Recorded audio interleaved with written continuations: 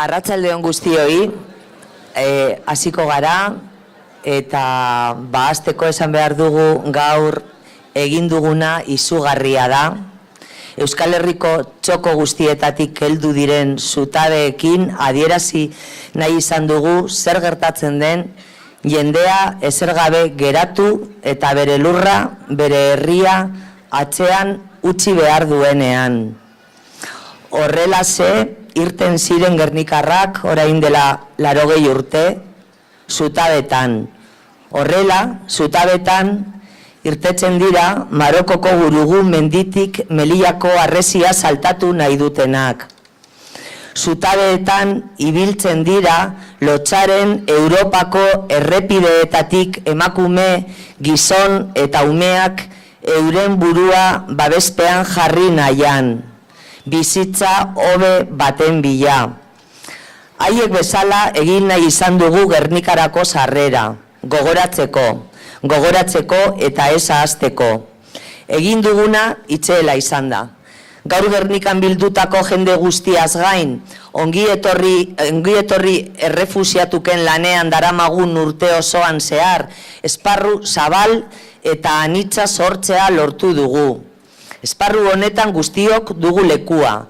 Migrazio, politika hiltzaileak eta gerrara, ezberdintasunera eta kolapsora garamatzen eredu hau salatu nahi dugun guztiok. Horregaitik, garrantzi handia eman diogu arrazoiei, kausei, eta erabaki irmoa hartua dugu. Herri mugimendu zabal eta indartsua sortu nahi dugu. Aurrean dugun etzaiak eskatzen duen tamainokoa. Decía que por eso que damos mucha importancia a las causas y que tenemos la determinación de construir un gran movimiento ciudadano, como no puede ser de otra forma, con un enemigo como el que tenemos enfrente. Y por eso hemos organizado la charla de hoy y los talleres y las mesas de mañana. Y hoy, para empezar este espacio de reflexión, de articulación, tenemos el lujo de contar con la presencia de Arcadi Oliveres. Seguramente, segurísimo, muchas le conocéis. Arcadi es doctor en economía, ha sido profesor de la universidad durante años, ha dado infinidad de conferencias y publicado varios libros y multitud de artículos. Además, ha sido durante años presidente de Justicia y Pau. Tiene un extenso currículum, pero hoy no está aquí por eso, o no solo por eso. Hoy está aquí porque es un activista de los derechos humanos. Es un luchador infatigable por la construcción de un mundo en paz, desmilitarizado y sin fronteras. Un defensor de los derechos humanos de la gente olvidada y por proponer una economía al servicio de las más débiles. Hoy está aquí por llevar toda una vida denunciando a los cuatro vientos las injusticias del sistema, de la banca, de los políticos. Está aquí, a fin de cuentas, por dedicar una vida a la construcción de ese otro mundo que es posible y que cada vez es más urgente. Eskerrik asko etortzeagatik, Arcadi, hitza zurea da.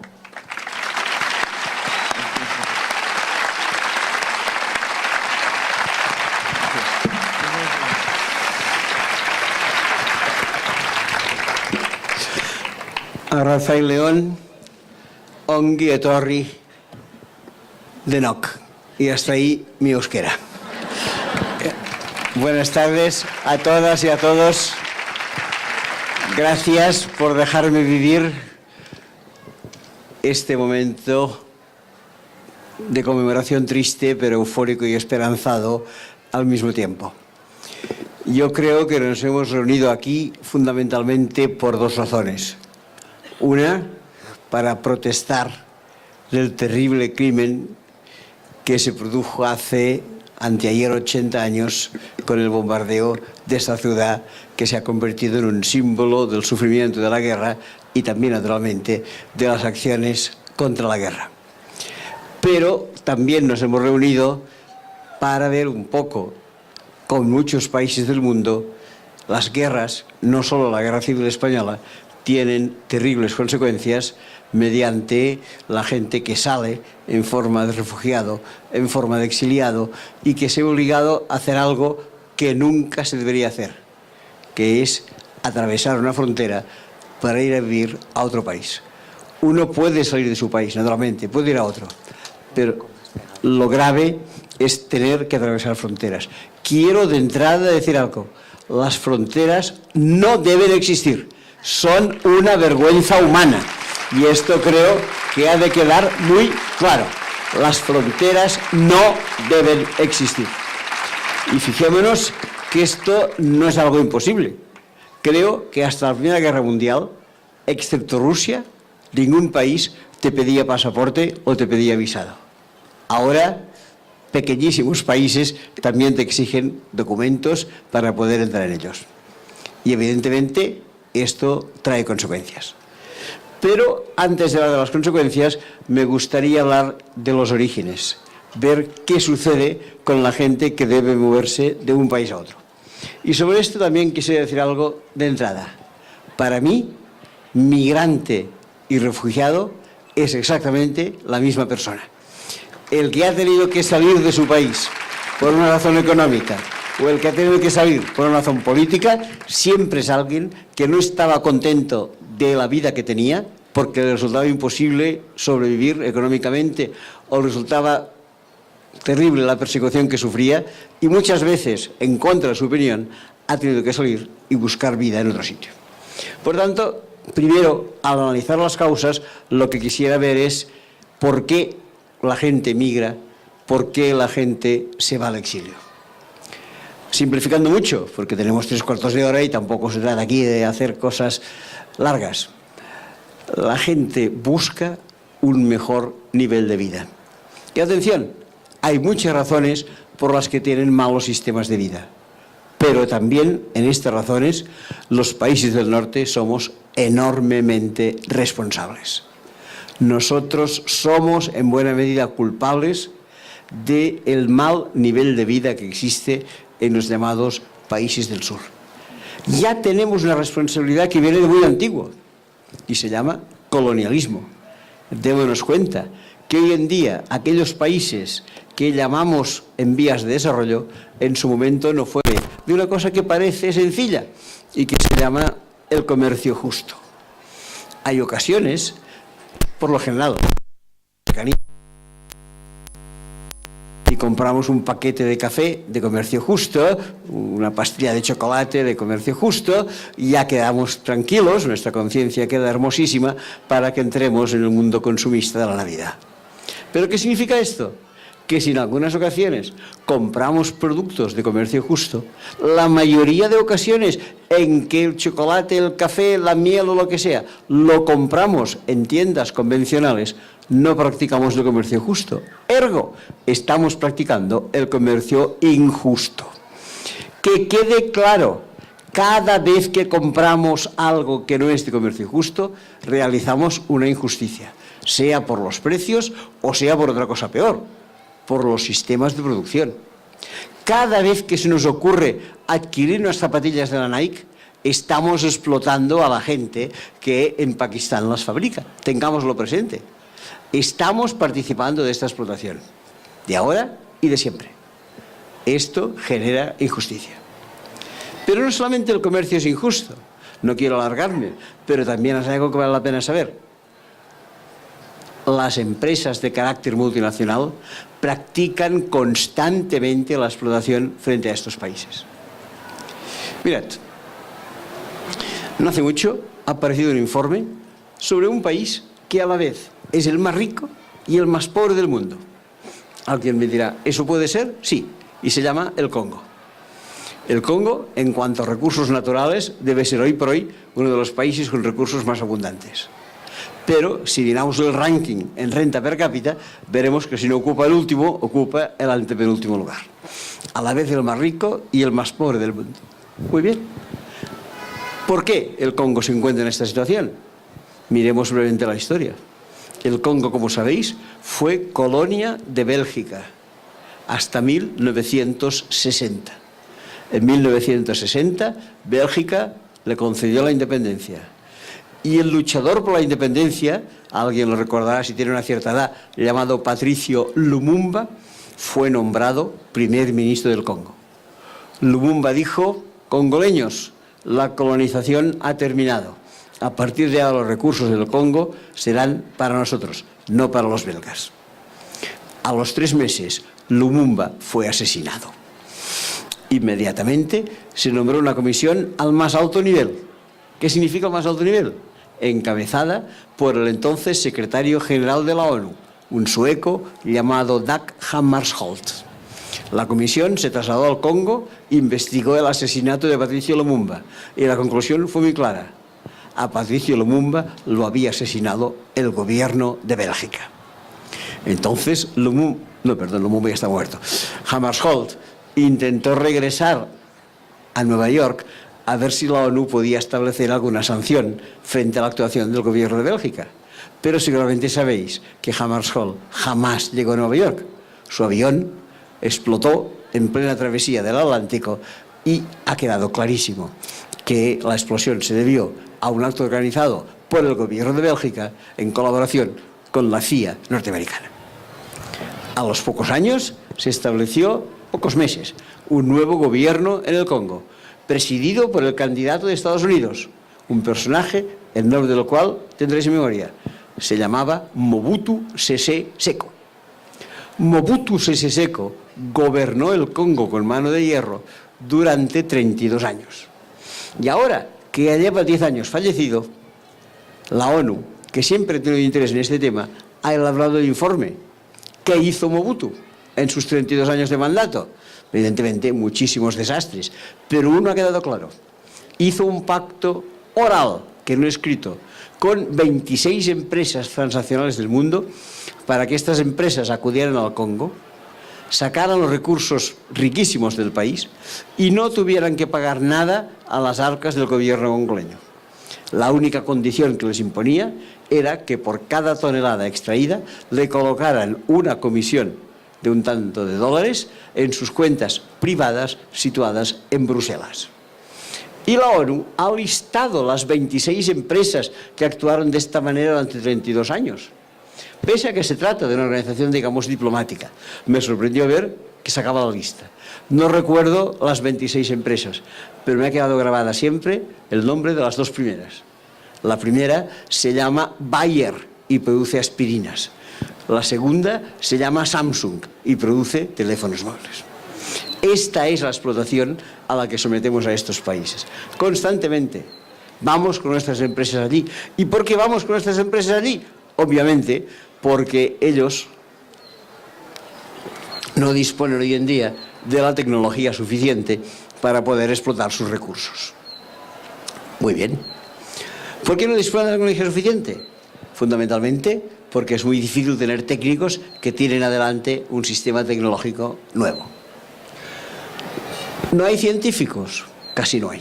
Pero atención, los pocos que hay en nuestros países se fugan. Hacen la llamada huida de cerebros. Se van a otro país porque se dan cuenta que en su país de origen difícilmente pueden trabajar. No hace mucho leí un caso que es muy explicativo. En Francia viven y trabajan más médicos senegaleses que en todo el Senegal. ¿Por qué? Porque los médicos senegaleses, cuando terminan sus estudios, se van a un posgrado, a un doctorado, a Francia, y mira por dónde se quedan allí. Muy bien. Un médico senegalés establecido en Francia se pone a trabajar, pongamos por caso, a los 24 o 25 años. Los 21 o 22 primeros años de su vida, quien le ha financiado ha sido el Senegal, sea vía su familia, sea vía el gobierno. Quizá los 2 últimos años Francia le ha dado una beca. De acuerdo. Pero hemos invertido en una persona. 25 años, 22 años Senegal, 3 años Francia, y este médico acaba trabajando al servicio de Francia y no al servicio del Senegal. Y entonces vamos a mirar un dato que es bien interesante. ¿Cuántos médicos hay por habitante? Mira por dónde en Francia hay un médico por cada 300 personas, que es una cifra notable, según la cual los franceses pueden estar bien cuidados. Un médico por cada 300 personas es una buena cifra, tan solo superada por otra que escuché por radio, según la cual en España hay un bar por cada 132 personas, que también es una manera de estar bien cuidados, pero de un modo algo distinto. Bien, ¿qué pasa? que hay un médico por cada 300 personas. Y en Senegal, atención, un médico por cada 18.000 personas. Pero los médicos senegaleses viven en Francia y no en Senegal. Es una explotación constante, completa, a la que sometemos a estos países. Un último elemento, para no entretenerme más en la inmigración y entrar después en el tema del refugio y del exilio. También estos países viven malamente por una razón muy sencilla, algo de lo que se ha hablado y muchas ONGs habéis hablado con frecuencia, y que se llama la deuda externa. Estos países están endeudados, no porque sus poblaciones hayan recibido nada, sino porque sus dirigentes corruptos se han quedado con grandes cantidades de dinero. Además de la desgracia que han tenido de los casos, como he explicado, del señor Mobutu, que aquello que exportan, en lugar de cobrarlos ellos, lo cobra el presidente. Han tenido presidentes ladrones, constantemente presidentes ladrones.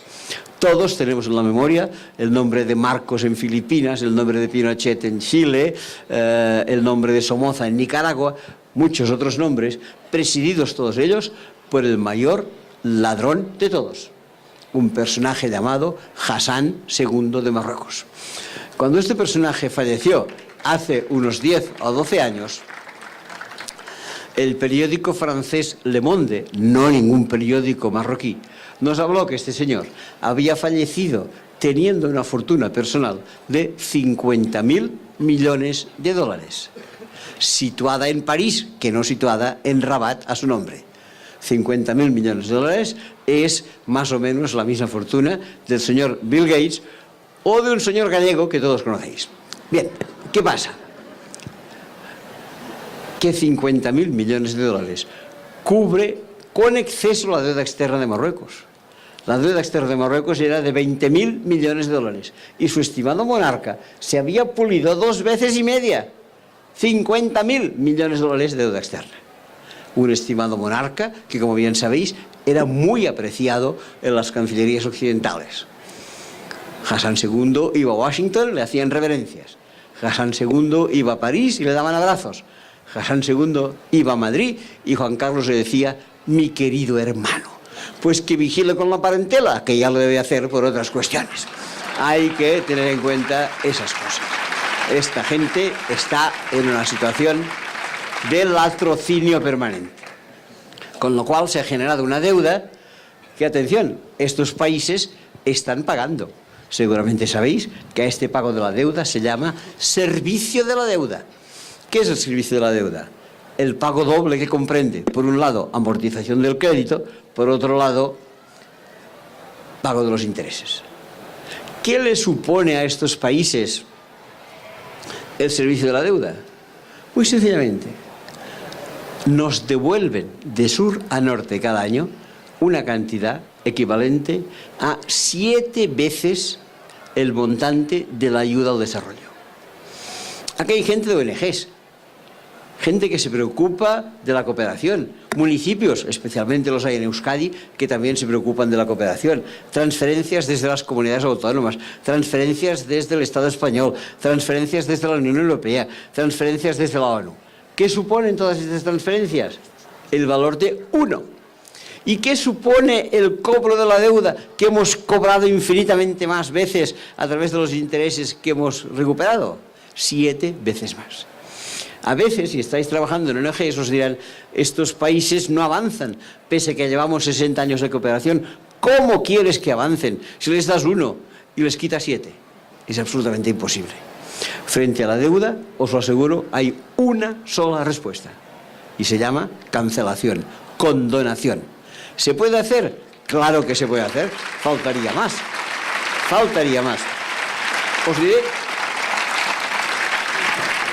Os diré una cifra. Imaginaros algo sin duda inimaginable. Que el gobierno del señor Rajoy decidiera condonar la deuda. Inimaginable. Pero ¿qué tendría que hacer el gobierno del señor Rajoy? Perdonar el importe de la deuda. ¿Cuál es la deuda de estos países con España? Aproximadamente 18.000 millones de euros. Con la mitad no voy a meterme, porque la mitad es privada. El acreedor es el Santander, es el Bilbao, es la Caixa, etc. Pero la otra mitad es Hacienda. Y como bien sabéis, Hacienda somos todos. De manera que Hacienda puede actuar. ¿Qué podríamos hacer si el gobierno español decidiera la cancelación de la deuda? Deberíamos perdonar la mitad de la deuda, es decir, 9.000 millones de euros. ¿Puede el gobierno español, sin sufrimiento por nuestra parte, dar una vida mejor a estas poblaciones y perdonarles 9.000 millones de euros? No los perdonaría de golpe, porque los 9.000 millones de euros están establecidos en un crédito de una duración aproximada de 10 años, lo cual significa que lo iremos cobrando en cómodos plazos de 900 millones cada año. ¿Puede el gobierno español, sin detrimento nuestro, dejar de cobrar cada año 900 millones de euros y de esta manera condonar la deuda? Os diré un dato. Según los expertos del Ministerio de Hacienda, 900 millones de euros son exactamente el 1% del fraude fiscal en España. Solo reduciendo el 1% del fraude fiscal podríamos asumir esto. Si no queremos mejorar las condiciones de vida es porque sencillamente no nos da la gana. No nos quejemos de que después la gente con esta mala vida decida venir hacia aquí. Claro que deciden venir aquí si les ofrecemos unas condiciones vitales que son pésimas. Pero todavía hay un último elemento y ahora paso a la segunda parte de lo que os quería decir. ¿Cuál es la segunda parte? Que en estos países no tan solo se vive mal porque hay una explotación económica, sino que se vive mal porque hay guerra. Hay guerra. Pero cuidado, esta guerra tiene un origen claro. Nosotros. ¿En cuántos países que hoy en día nos están enviando? No es que estén enviando, la gente se escapa en forma de exilio y de refugio, ¿tenemos responsabilidades? Yo diría que en casi todas. Siria es un caso muy complejo, no lo conozco a fondo y no me atrevo a hablar de él. Pero la guerra de Libia tiene un responsable clarísimo. Nombre y apellido: Nicolás Sarkozy. Este señor invadió Libia, derrocó al señor Gaddafi, que tampoco era una buena persona, sencillamente para que Francia tuviera acceso al petróleo. Y hay que decirlo, y no solamente en la guerra de Libia, hay otras guerras que recordaremos. En el año 2003, en el mes de marzo, hubo una guerra provocada por 3 personajes, un tal George, un tal Tony y un tal José Mari. Ya sabéis cuál era la condición que pasó con esta guerra: exilio, destrucción total. Las guerras tienen a gente responsable de haberlas realizado y los países del norte estamos en ellas. Pero cuidado, la responsabilidad no deriva solo de haber organizado guerras. La responsabilidad también deriva de algo que está detrás de la guerra. No sé si os habéis dado cuenta de una cosa. Los países que tienen guerra casi nunca producen armamento. Los países que producimos armamento casi nunca tenemos guerra. Hay una especie de comercio norte-sur entre unos y otros. Pero cuidado, este comercio norte-sur es de norte a sur armas, pero al revés, de sur a norte drogas. No sé si os habéis dado cuenta de ello. Hay un comercio inverso. Armas del norte al sur, drogas del sur al norte. Con lo cual podemos sospechar algo, aunque no siempre lo podemos acreditar, que es que hay armas que se pagan con drogas y drogas que se pagan con armas. Hace unos años no solamente lo acreditamos, sino que lo supimos, porque llegó el caso a los tribunales. ¿A qué tribunales? A los tribunales norteamericanos. ¿Y quién llegó a los tribunales americanos? Ni más ni menos que altos funcionarios del Ministerio de Defensa norteamericano, responsables del Pentágono. ¿De qué habían sido acusados estos señores? De hacer una operación doble: armas, drogas, con Colombia.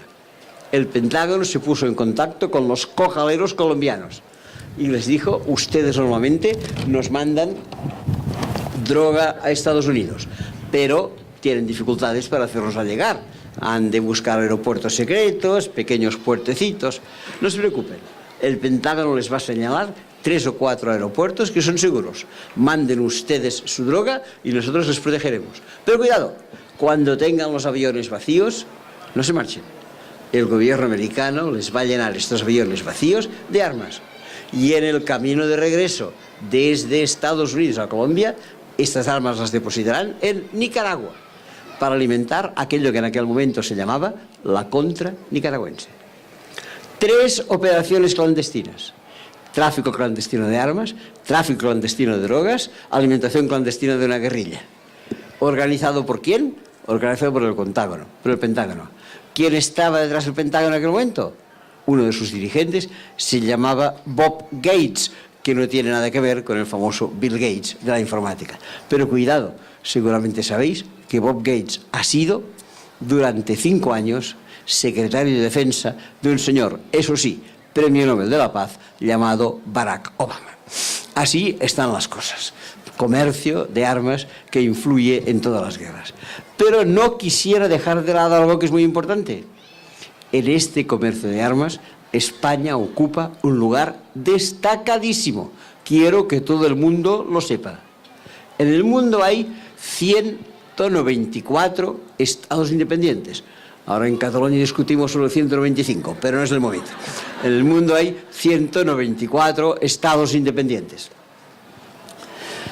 Si miramos cuál es la posición de España dentro de estos 194 estados independientes, y lo podemos medir en renta per cápita, en esperanza de vida, en mortalidad infantil, en condición de la mujer, etcétera, etcétera, nos daremos cuenta que España siempre se sitúa entre el país número 20 y el número 25 más rico del mundo, económicamente hablando, ¿eh?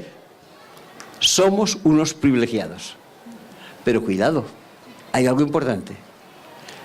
En comercio de armas no estamos entre el 20 y el 25.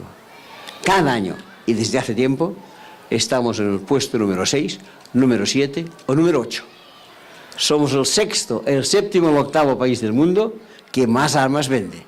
Y atención, que más armas vende, y además las vende casi todas, a países en conflicto. Os explicaré aquí la lista de qué países han recibido armas españolas en los últimos 4 años. No países, yo que sé, si España manda armas a Dinamarca no hablaré de ello, pero países conflictivos en los que España manda armas. Egipto, Argelia, Arabia Saudí, Jordania, Bahrein, Turquía, Libia, Omán, Israel, Qatar, Kuwait, Emiratos Árabes Unidos y Afganistán. Os aseguro que somos vendedores potentes y además tenemos unos jefes de venta extraordinarios. Han colocado armas españolas por todo el mundo. De apellido se llaman Borbón y de nombre Juan Carlos y Felipe. Estos personajes están vendiendo armas. La semana pasada Juan Carlos hizo un viaje secreto a Arabia Saudí y su hijo Felipe lo hizo hace 2 meses. Impresentables, digámoslo públicamente. Estas guerras tienen responsabilidad nuestra con nombres y apellidos. Y podríamos hablar de fábricas y otras cosas por el estilo, pero no vale ahora. ¿Ya tenemos la guerra? Muy bien, ya la tenemos. ¿Y qué pasa? Que la gente quiere salir de la guerra. Quiere salir de la guerra, pero aquí hay un primer problema, hay varios. El primer problema, ¿cuál es? Que en el recorrido para escapar de la guerra, muchos de ellos pierden la vida. No tengo datos del 2016 entero, pero sí de la primera mitad. De enero a junio se ahogaron en el Mediterráneo 4.500 personas. Pero cuidado, otro dato que se conoce menos. También en este mismo periodo de enero a junio del año pasado murieron 4.500 personas más ahogadas por sed, atravesando el Sáhara. A veces se conoce poco este fenómeno. 4.500 que vienen del África ecuatorial hacia aquí y otros que vienen a través del Mediterráneo. 9.000 vidas humanas segadas en medio año, digamos 18.000 en un año. 18.000 cadáveres a nuestras espaldas por la irresponsabilidad europea de no dejar entrar a la gente que viene de fuera. Esto no es aceptable, pero es así. Constantemente la gente muere. A veces ya no pueden ni salir, porque como sabéis, la Unión Europea ha cometido otra insensatez, que se llama Frontex, que es externalización de las fronteras. Ya no se trata de que vengan a través del Mediterráneo, se trata de que a veces no pueden salir de la República Centroafricana, de Burkina Faso, del Senegal, de donde sea, porque allí ilegalmente hemos colocado policía y militares españoles para que vigilen la salida de esta gente. Esto es imperdonable. Y lo estamos haciendo con la aquiescencia de la Unión Europea, que es la que se encarga de estos temas. mueren por el camino. Y si no mueren por el camino, ¿qué es lo que sucede? Bueno, que llegan. Y cuando llegan, tienen muchas posibilidades de caer en manos de lo que se llama un CIE, un centro de internamiento de extranjeros, en el cual las condiciones de vida son ciertamente incluso peores que en una cárcel. No digo que sean buenas en una cárcel, que no lo son, pero cuidado, ¿qué pasa? Que en una cárcel tienes un permiso cada X tiempo, tienes una visita familiar, y en un CIE no hay ningún reglamento. Y lo más grave, tú estás en la cárcel sin haber cometido ningún delito. La verdad es que los que están, en el CIE, sin haber cometido ningún delito, la verdad es que los que están en la cárcel tampoco han cometido, los grandes delincuentes están en los bancos, ya lo sabéis. Pero, de todos modos, lo que hay que decir es que esta gente, lo único que han hecho es alguna falta administrativa. Y en consecuencia les tenemos allí. Ahora, hace unos meses, en el CIE de la ciudad de Barcelona, se hicieron obras de reforma. Y el ayuntamiento aprovechó la ocasión para decir: no se abre de nuevo el CIE de Barcelona. Pero un personaje, hasta hace poco ministro del Interior, llamado Jorge Fernández Díaz, ¿qué hizo? Lo reabrió, rompiendo todas las normas del ayuntamiento, y lo volvemos a tener en un barrio, además, alejado de la ciudad, para que no puedan salir de allí, llamado el barrio de la Zona Franca. Se encuentran con esta situación. ¿Y qué pasa? Que estas posiciones de cerrar las fronteras, de tener CIEs, son posibles por parte de los gobiernos y por parte de la Unión Europea. ¿Por qué? Porque sencillamente hay un caldo de cultivo más o menos favorable por parte de la opinión pública. Ya lo veis, los partidos xenófobos están teniendo, no digo mayoría, pero sí avances importantes en Europa por parte de aquella gente que ve con malos ojos la llegada de extranjeros. Y entre los que no votan la extrema derecha también hay una parte importante de la población que rechazaría la llegada de gente que viene de fuera. Es un fenómeno en el cual podemos intervenir y en el cual debemos intervenir. ¿Cómo debemos intervenir? Sencillamente cambiando la opinión pública de la gente. En primer lugar, ¿cómo podemos cambiar la opinión pública de la gente? Primero, dándoles información. La gente no sabe de qué va la cosa. Si yo pregunto, ¿cuál es el país que más asilados y refugiados recibe? Probablemente una mayoría me dirá Alemania. Cuidado. Según la lista de la que dispongo, el que más refugiados ha recibido, esto quizá también lo suponéis, se llama Turquía. El segundo se llama Pakistán. El tercero se llama el Líbano.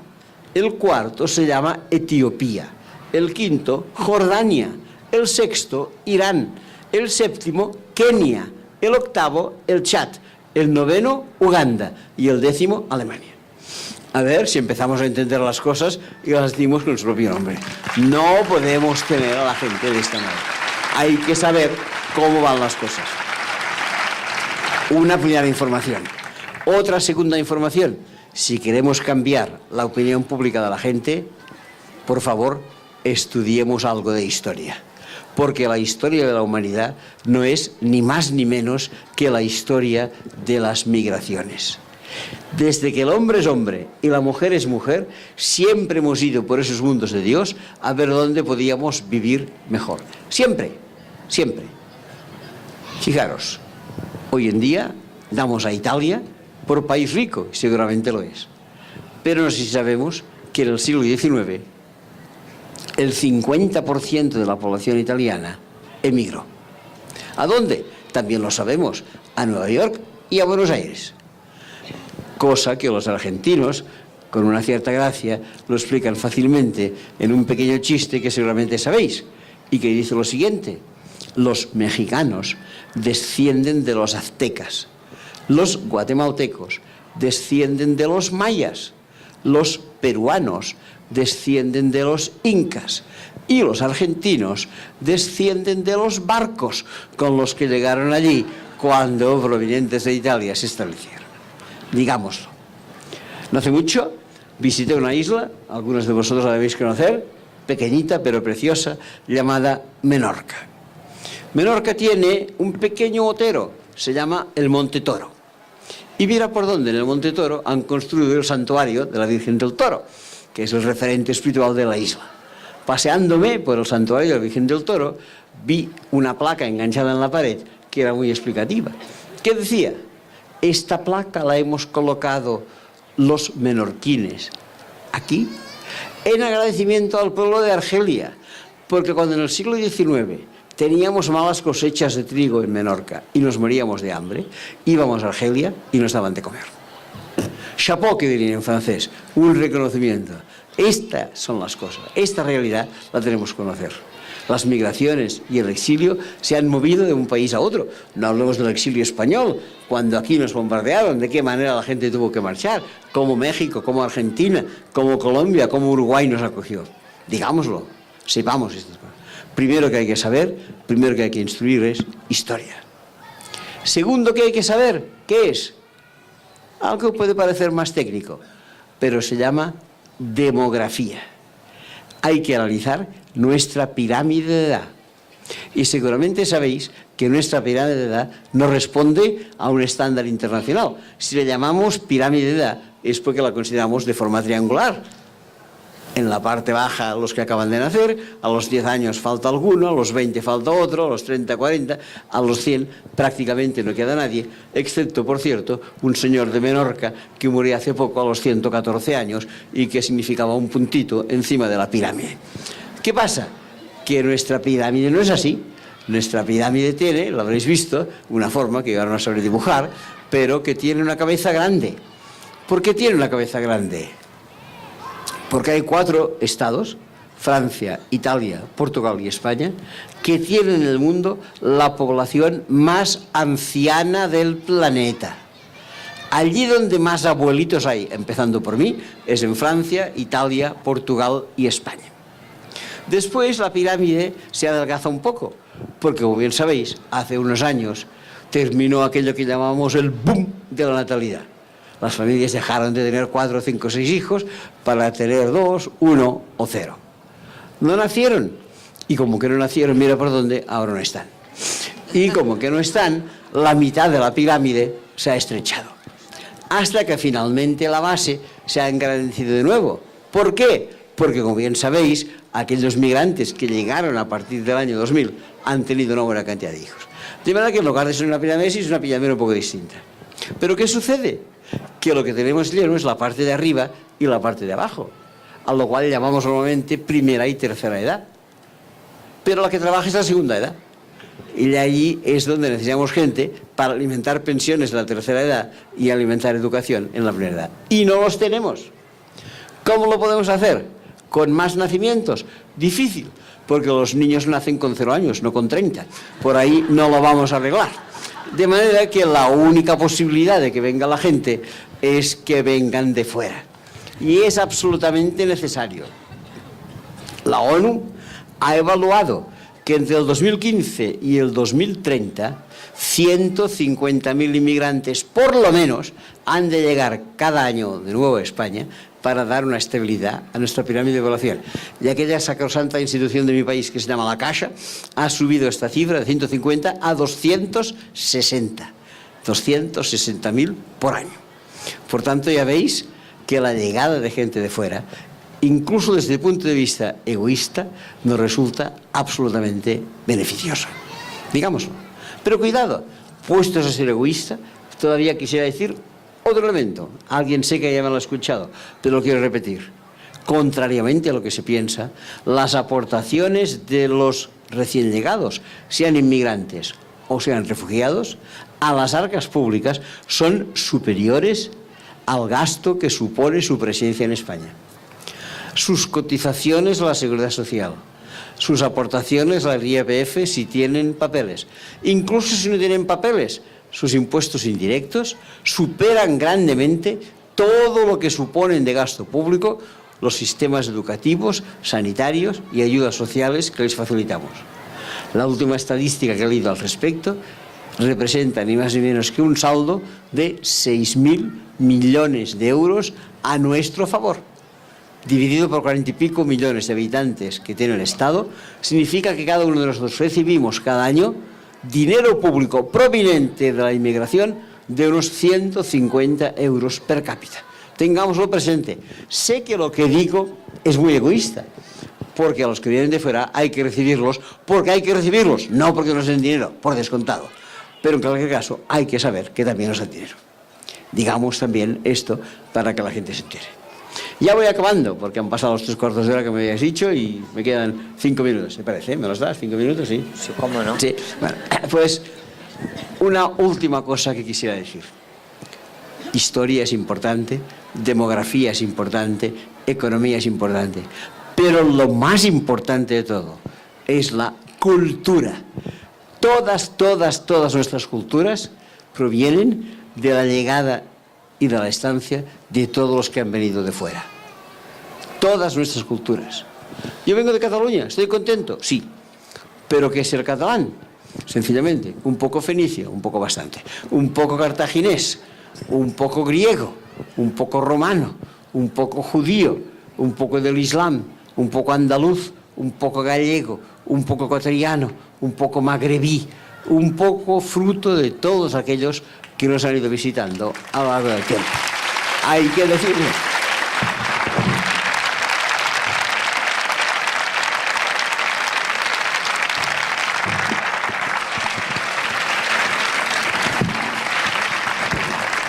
Si queréis, hagamos una prueba.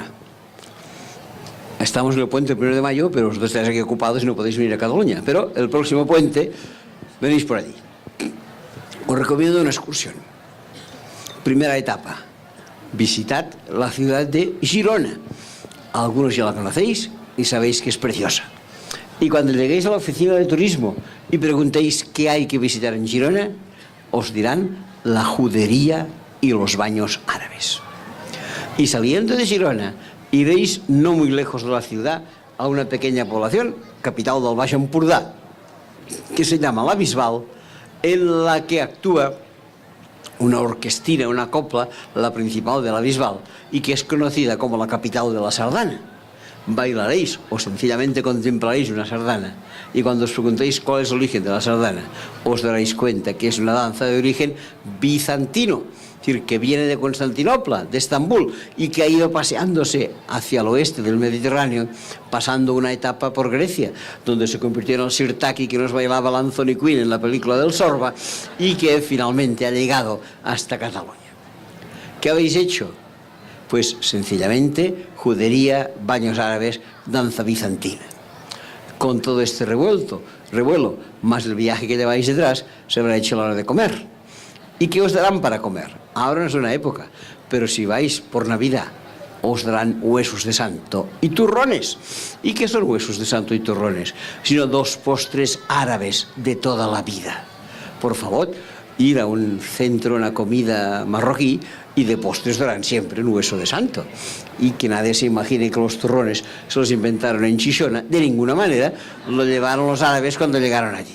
¿Qué habéis hecho? Pues eso.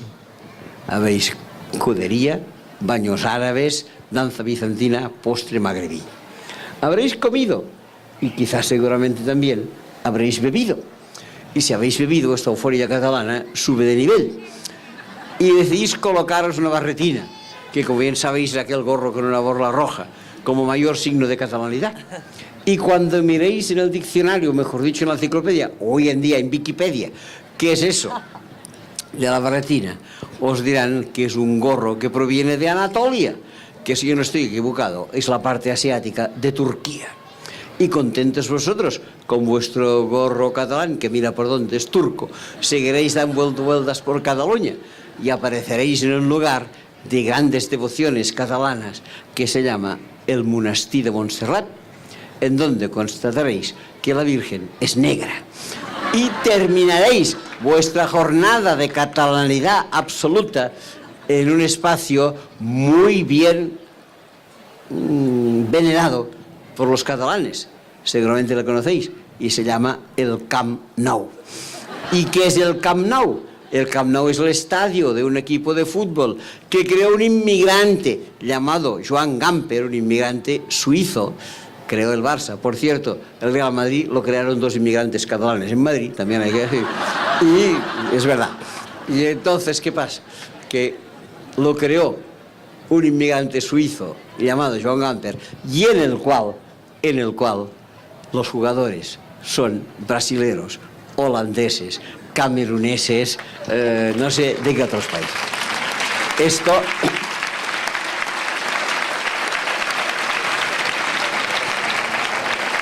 Nada, ya está.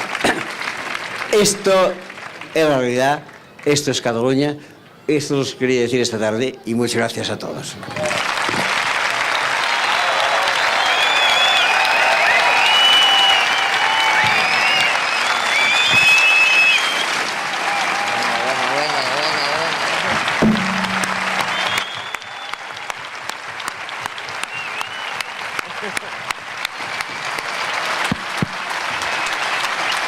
¿Está previsto coloquio o no? Está previsto abrir un par de turnos de palabra. No sé cómo está la gente de ánimos, pero lo propongo y a ver qué dicen, ¿no?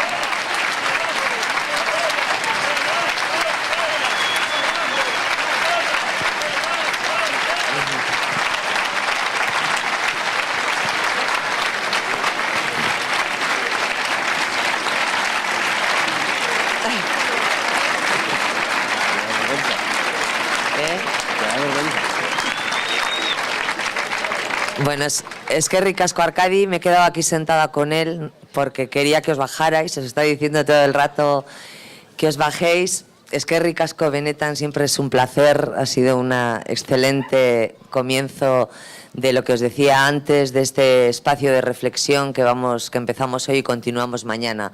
Ahora vamos a abrir un par de turnos de palabra. Y eso, no sé cómo lo veis. Él me preguntaba si había previsto un diálogo, sí que lo teníamos previsto, así que abrimos. Por ahí hay un micrófono y empezar a levantar manos y os damos la palabra.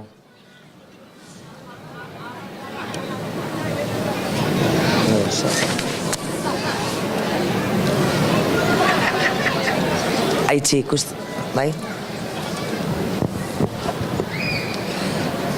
Cogemos 4 preguntas, 4 así y luego... Vamos a coger 4 preguntas o así y luego responde, ¿vale? Hola, Arratsaldeon. Arcadi, el papel de los bancos españoles en todo esto.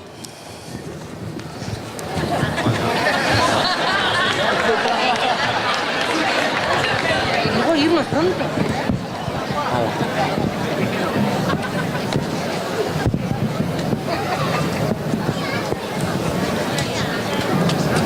Recogemos 3 o 4 preguntas y después... Eso, 3 o 4 preguntas y contesta. Pero son preguntas, que otra charla no puede dar. Yo no quería preguntar, pero era solamente pensar que en los países europeos, España por ejemplo, pagamos a cantidad de países para que impidan a sus ciudadanos hacer lo que los países europeos ven intolerable que no podamos hacer, que es salir de nuestro país o volver a nuestro país o emigrar. Eso lo estamos sufragando nosotros.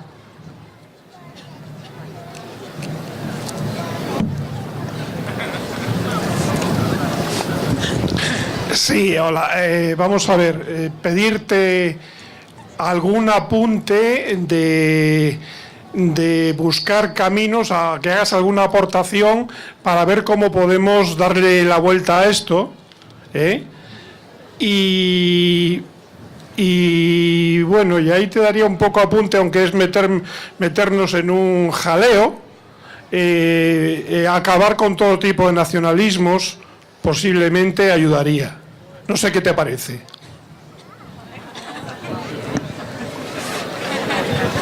¿Alguna más? Beste bat? Bai, Aitzi. Arcadi, yo tengo oído que anualmente, más o menos, se disponen de unos 50 gigatoneladas de recursos. Si la deuda total a nivel mundial es 4 o 5 veces mayor, eso exige, para mí, tener necesidad de unos recursos que en el planeta no posee.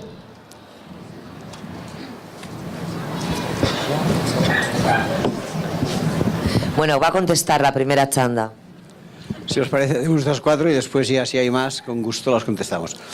Primero, el papel de los bancos españoles. Evidentemente, un papel delictivo permanentemente, del principio al final, sin ninguna duda. Las cifras oficiales hablan de 60.000 millones de euros que hemos ayudado a la banca.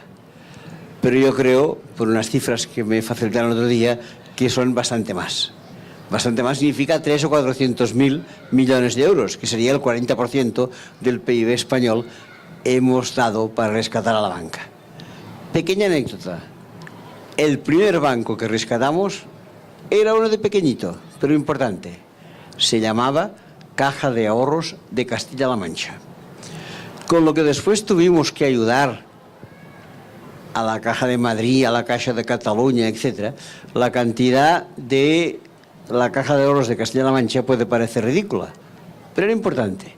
4.500 millones de euros.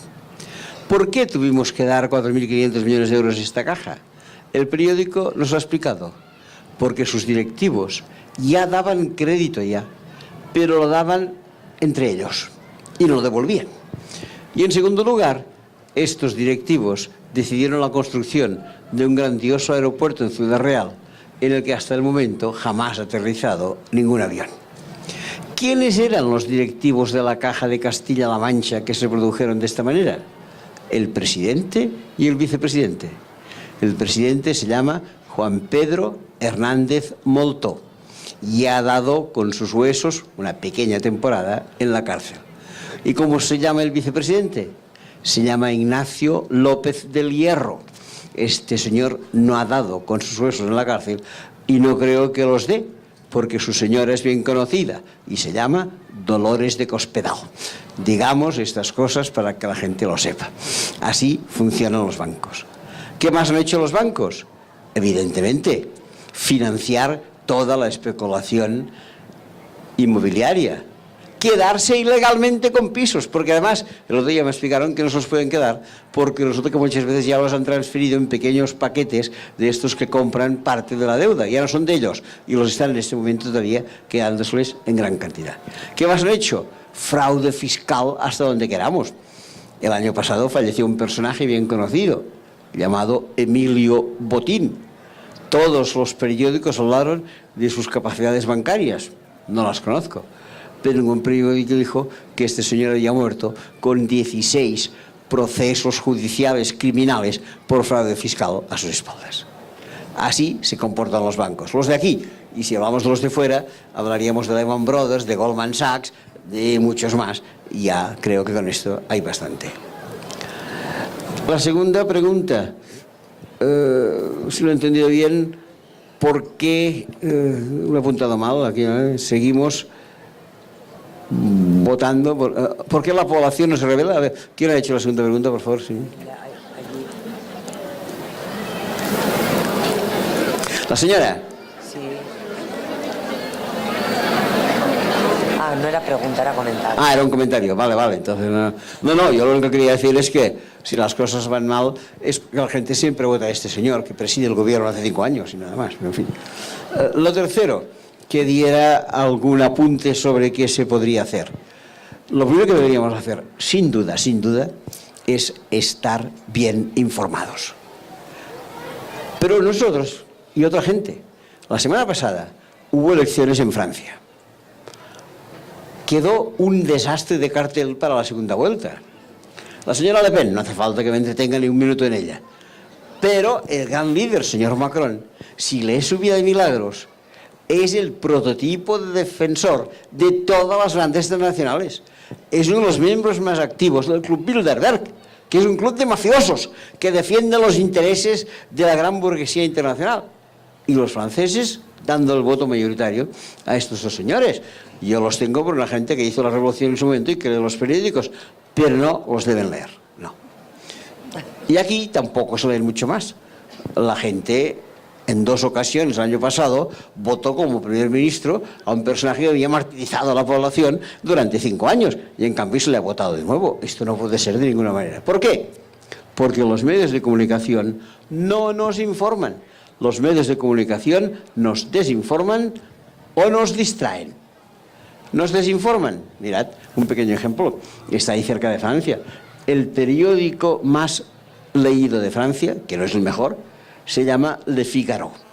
Pero cuidado, no sé si sabéis que el dueño del Figaro es a la vez el mayor fabricante de armas de Francia, el señor Dassault. ¿Qué explicará Le Figaro a los franceses el día que haya una guerra si resulta que van a vender más armas que jamás? Estamos desinformados completamente. Pero a veces todavía peor, distraídos. Y os aseguro que de distraernos saben mucho. Los medios de comunicación nos distraen constantemente. Los martes, Copa de Europa. Los miércoles, Copa del Rey. Los jueves, Copa de la UEFA.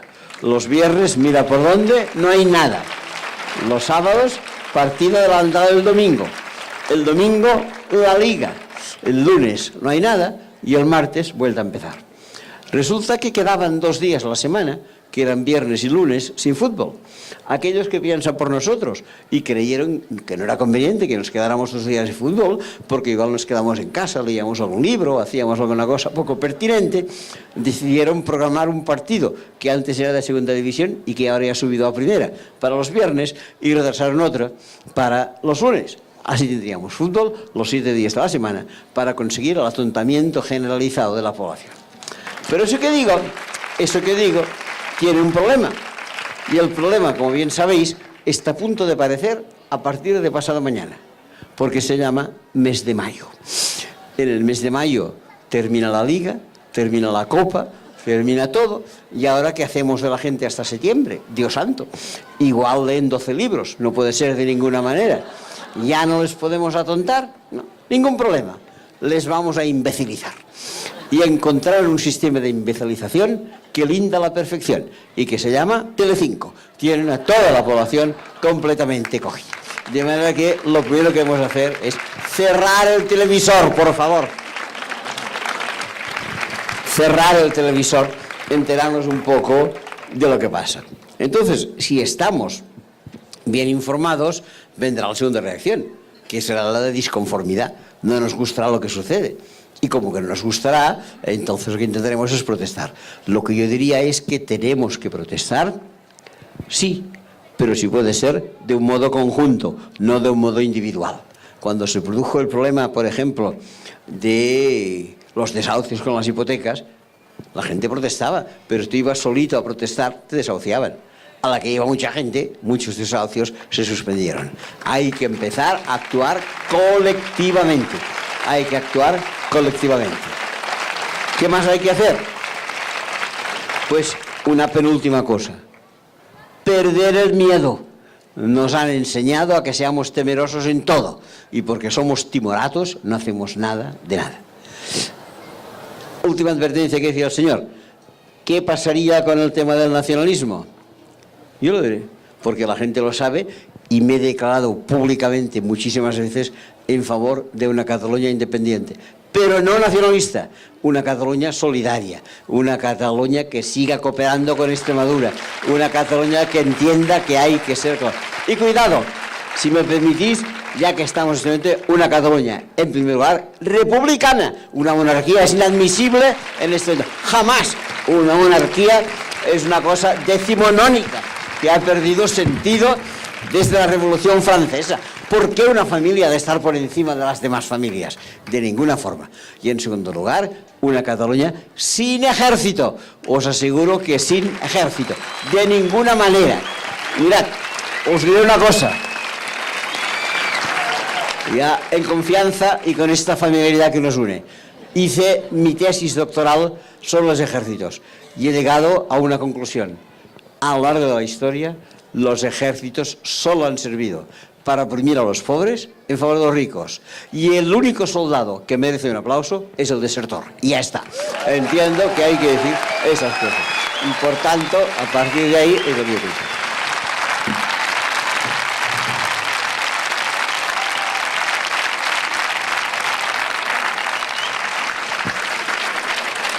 Había un par de palabras más. Hay una. Ahí arriba otra. Otra y otra. ¿Os parece? Bueno, no sé. Ahí, vale, ya que estamos. Aupa, Arcadi, un placer escucharte. Yo llevo ya unos años oyendo que se avecina el fin del capitalismo y es de las pocas noticias que sinceramente me alegra y me llena de satisfacción, pero no me lo acabo de creer. ¿Tú qué opinas?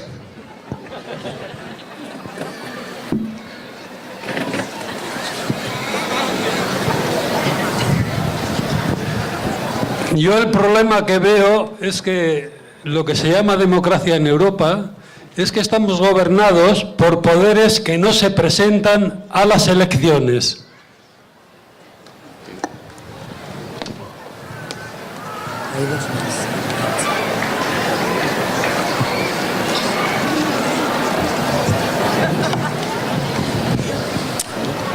Buena tarde, Arcadi.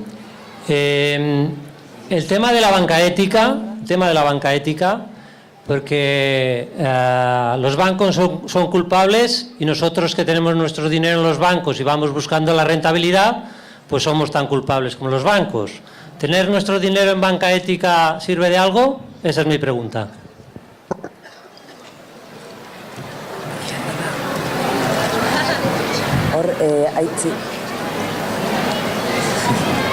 El de la gorra verde, ¿lo ves? Bueno, primero aquí va a venir. Boas tardes. Eu quixera hacerte una pregunta, casi para que me mintieras. Es que muchas veces nos repiten que el pueblo es la base, el pueblo es el poder. Y nos invita a todo el mundo, nos invitamos interiormente a salir a la calle y a luchar. Pero cada vez que hacemos eso, hablamos de la gentuza que tú nos estabas hablando, de los putos borbones, de los sistemas financieros, de los que decían ahora que son los que no votamos, los que sí hablan de la democracia, de los hermanos Walton, de las reuniones Davos, de Bilderberg, etc. Y cada vez que nos movemos y leemos la doctrina del shock, por ejemplo, sabemos perfectamente cómo nos hunden en 5 segundos. Entonces quisiera que me dijeras cómo se puede pegar la vuelta a esto, cómo se puede volver a la humanidad y a la dignidad de la gente. Porque todavía seguimos viendo que la gente, con una pierna en el cuello, con el pie pisándonos en todos los sitios, siguen poniendo a estos, cabrones en el poder. Entonces, ¿qué tendríamos que hacer? Gracias.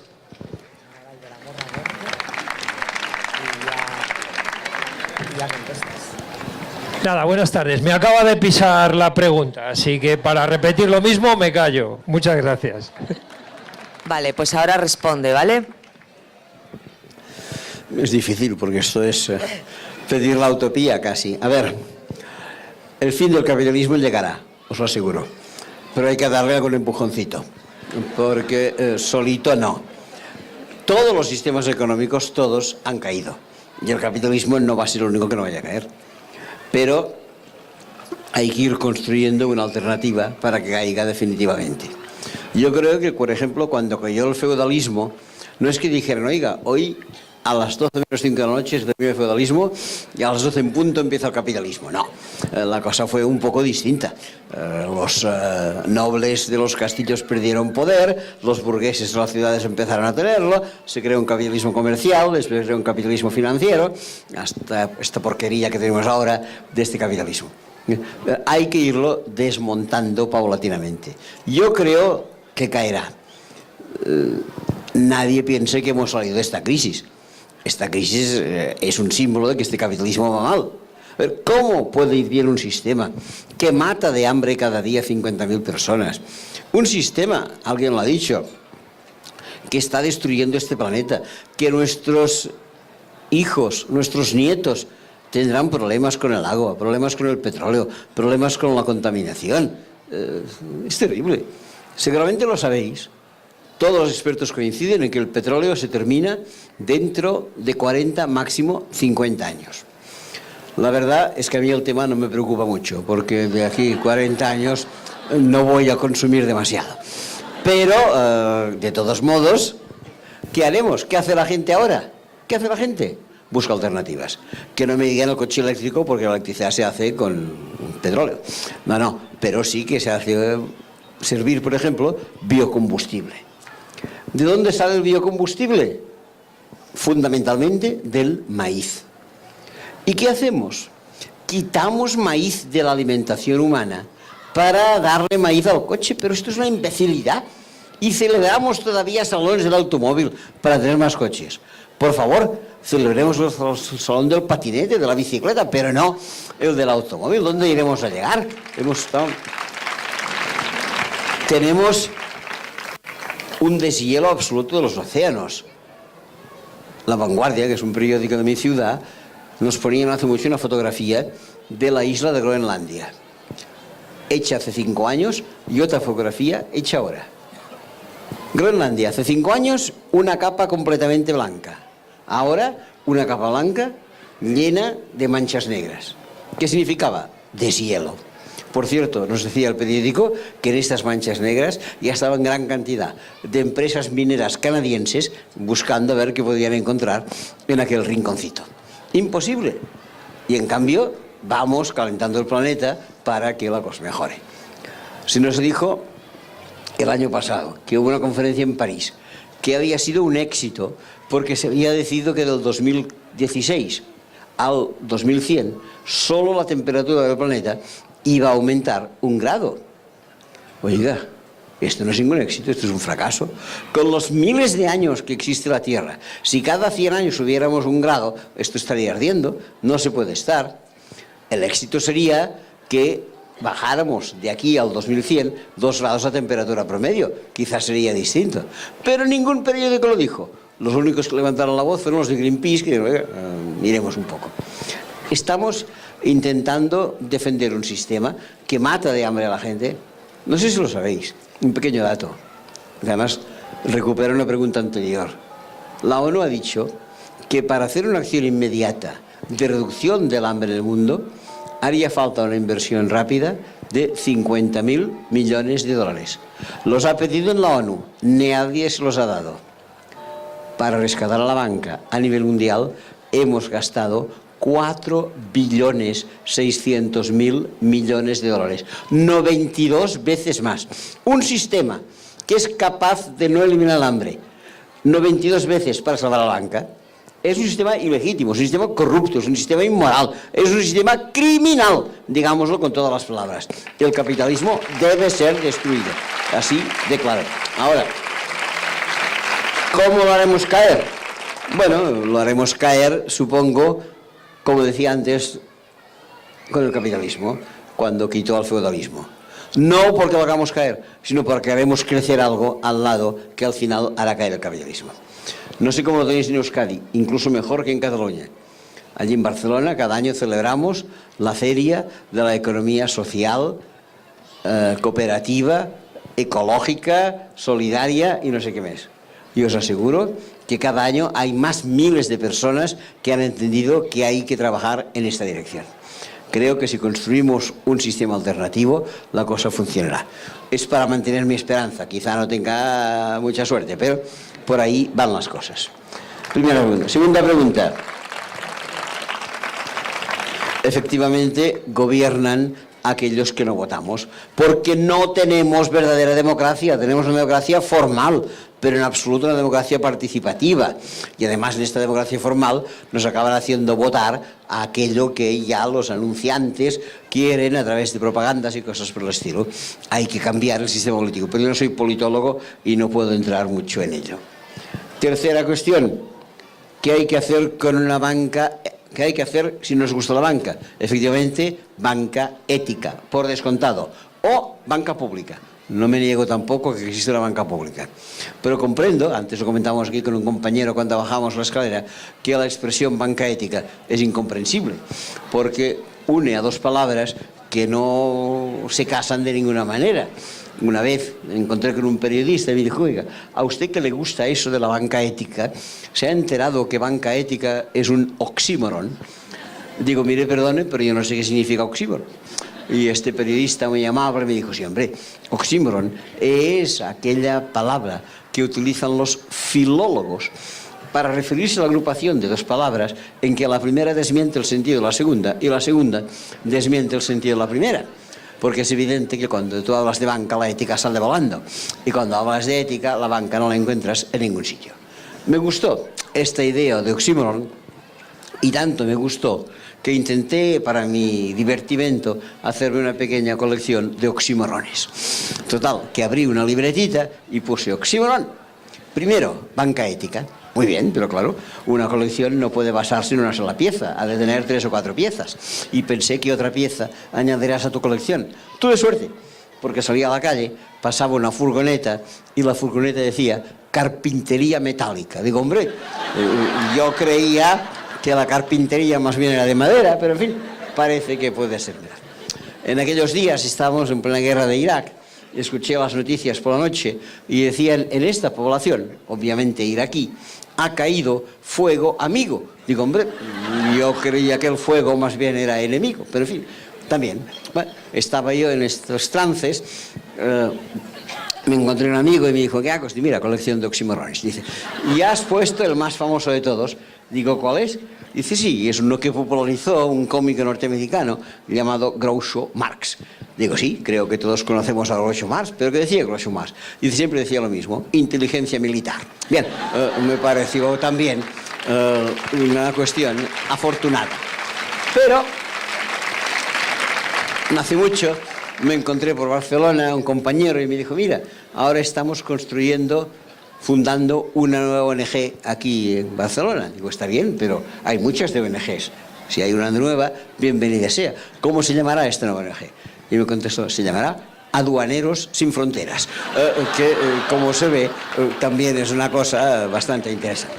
Ahora, hecha esta broma, que es facilona, hay que decir que afortunadamente han creído, y aquí Fiare nació en Euskadi, aquí en Bilbao, y por tanto vale la pena decirlo, algunos bancos éticos, que no es que cobren menos interés o que den más crédito, no, ponen 3 condiciones. Primera, transparencia.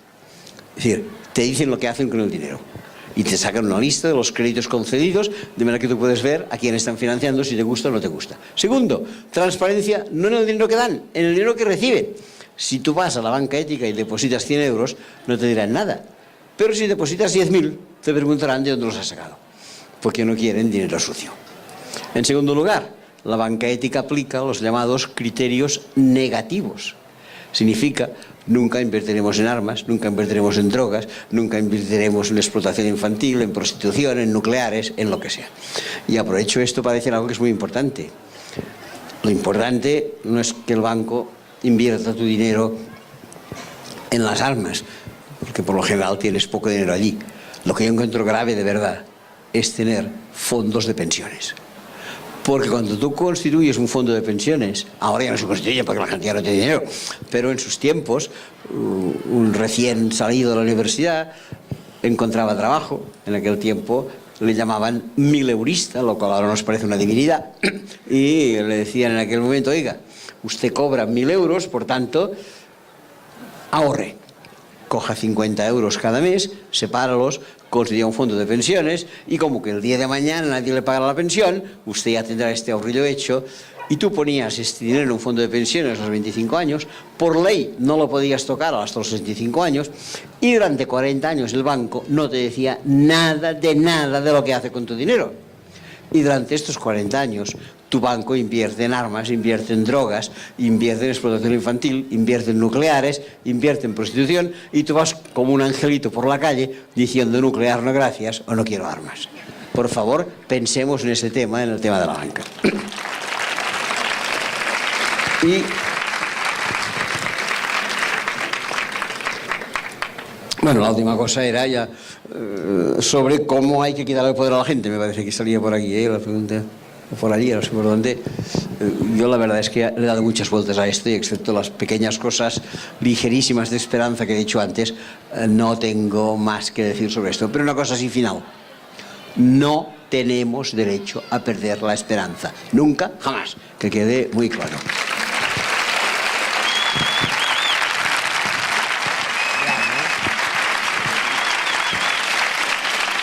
Bueno, ba. Eskerrik asko Arkadiri eta eskerrik asko zuei etortzeagatik eta hemen egoteagatik. Eta mesedez eta favorez, joan baino lehen 2 minutu oharra batzuk izan behar ditudalako. Esango dut erderaz, porque jende guztia dago ya joateko nahian, eta una de las primeras cosas es recordar que todo lo que se está organizado aquí estos días está hecho con personas militantes y voluntarias, que por tanto los espacios son autogestionados, hay que mantenerlos limpios, recogidos, facilitar la convivencia, echar una mano en recoger las cosas antes y después de las actividades, es tarea de todos y todas, os pedimos por favor colaboración. Otra cosa muy importante, la gente que se ha inscrito en los talleres tiene que pasar por la inscripción, que está en Astra. O sea que por favor, si queréis podéis pasar, ahora está abierto, si no mañana por la mañana, para que no haya mucha aglomeración y para facilitar el trabajo de la inscripción también, poder ir a hacerlo a turnos, ir yendo. Otra cosa más, quienes duermen en la escuela, que es el espacio previsto para la gente que viene con las mochilas, con las esterillas, con sacos, recordad, otra vez, es un espacio cedido, pero el uso es autogestionado también. Hay que mantenerlo limpio, dejarlo recogido, respetar el silencio, el sueño de quienes lo utilizan. Hay mucha gente que está en la organización y tiene que poder dormir para estar bien para el domingo. Eso no significa que no pueda haber fiesta, que no nos podamos quedar por ahí, pero bueno, teniendo eso en cuenta. Y habrá unos horarios de apertura y de cierre. No va a estar abierto todo el día. Todo está señalizado en carteles. Por favor, leerlos. Y habrá alguien haciendo turnos a quien se le puede preguntar y quien intentará mantener un poco el orden. La entrada es hasta las 2 en la escuela y después solo se puede utilizar la parte de la escuela que está señalizada. Hay duchas, hay espacio para dormir, pero solo eso, porque es una escuela y los otros espacios pues no se pueden usar. El resto del edificio no está a nuestra disposición.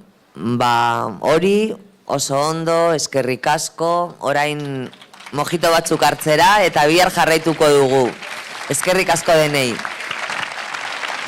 Eskerrik asko y también a Anabel por la presentación.